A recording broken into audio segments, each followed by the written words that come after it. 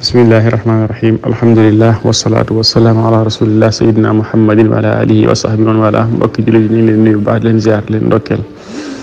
di am naqar ak tiis loolu nag ci wax ju ñaaw ji nga xam te ni Ahmed Cissé mi ngi ko wax jëmale ko ci alquran karim waaye jëmale ko ci borom bi subhanahu wa taala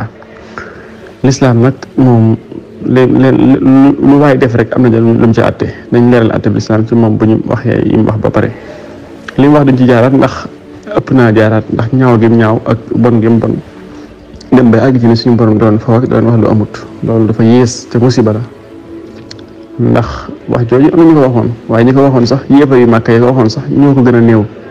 moom ñoo ko gën a maam ëpp néew risque ndax moom li mu wax moo gën a rëy lañu waxoon ndax ñoom lañu daan wax rek mooy alxuraan na xam li muy wax sax moom dëgg la waaye yonente bi alayhi salaam da koo jëlee rek ci ñi ko jiitu woon dañ ko koy dicté rek suba ngoon wa qaalu asatirul awwalina tatabaha fa hiya tumla alayhi bukratan wa asila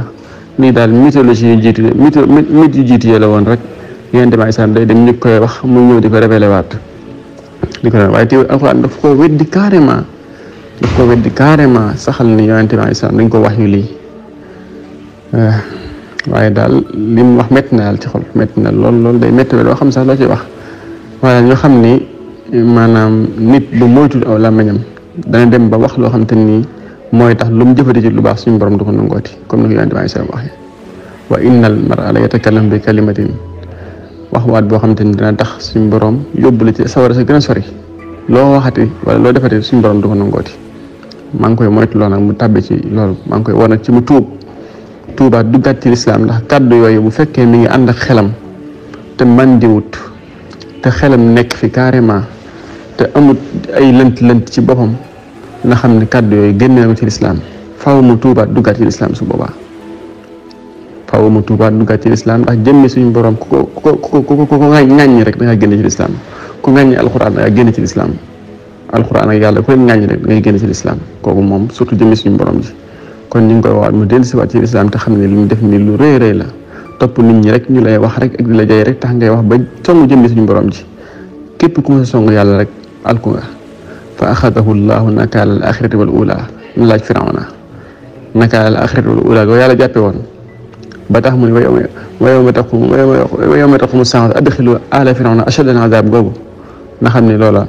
nit rek la ko yàlla waxoon te nit ki ko yàlla waxoon mooy suñu borom rek taxoon moo waxoon ko ak tëkku jëmmi suñu borom bi kon jëmmi suñu borom fi lañ koy bàyyi kon fa axadahu llahu nakaala al axirati wal ula mu ñaari waxam yooyu mu waxoon ni benn mooy ana rabbukumul a'la benn mooy maa alimtu lakum min ilahin ghayri nakaala al axirati wal ula daal di ko dal kon nag moytu loolu dal ci kawam kon maa ngi nag interpellé nag tamit maanaam ñi nga xam ne ñoo yor kàddu diine yi ak ñi nga xam te ne ñëpp ñoo yor kàddu aada yi ñoo xam ne li mu wax nii dafa dafa jot ci yoon justice arrêté ko ci wax juree jëm wax jëm suñu borom ndax bu ko waxoon jëm ci nit képp rek